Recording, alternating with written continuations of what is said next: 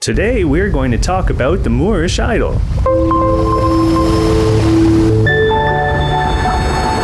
No one knows where this beautiful fish gets its strange name from. Some people say the Moors who used to live in Africa believed that the fish would make you happy if you lived nearby, and I bet that's true, cause they're pretty. But the thing is, this fish doesn't live where the Moors used to live in North Africa. They live here, in the Indian Ocean and in the Pacific, so yeah. Moorish idols also don't live in Sweden. But this one guy Carl did, and he was the first person to identify the Moorish idol in 1758 in his book Systema Naturae, along with a bunch of other fish and animals as well. Way before 1758 though, there were folks living in Hawaii and they did live next to Moorish idols, and they already had a way better name. That was kihi, which means curved or zigzag, just like the stripes of color on the idol. Hawaii 1, Sweden 0.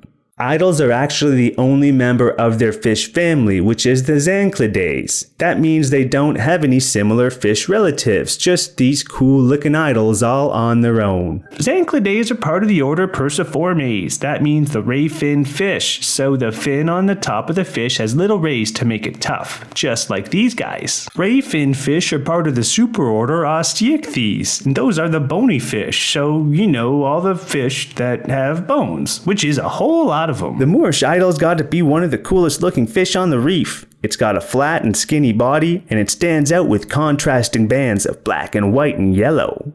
Only growing to about 9 inches at their largest, the idol is a smaller reef fish, but you can always spot them because of their one striking feature. Their dorsal fin, which has 6 or 7 long spines and a trailing crest, sometimes called the filamentous extension.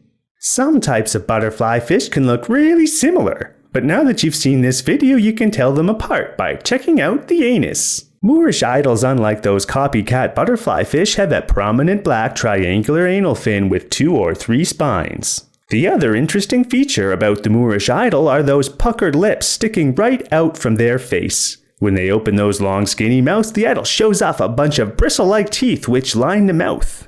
These cute little fish are omnivores and eat all kinds of things with those tooth bristles. They might munch on some sponges or maybe a coral or even tourniquets, which are the weird little sea animals that look like plants, even though they're not. Idols also love to eat all kinds of benthic invertebrates, which means it lives on the bottom and it doesn't have a backbone, so all sorts of crabs and clams and worms and other tiny little creatures. If you're lucky enough to be in the ocean at night, then chances are you're not going to see a Moorish idol, so come back in the day. Moorish idols are diurnal fish, the opposite of nocturnal, so they try and sleep at night so they can party all day. In fact, at nighttime, Moorish idols even change the color of their skin to become harder to see when they're taking a nap. If you do get lucky enough to see one, the chances are it'll be alone, but they do form pairs when they meet that special fish or very rarely a small school, especially when they're kids. When 2 idols really like each other and fall in love, they stay together for the rest of their lives. When it comes time to make baby idols, both the male and the female release their sperm and eggs into the water, leaving the fertilized eggs to drift away in the ocean current and find their own way in the salty waves.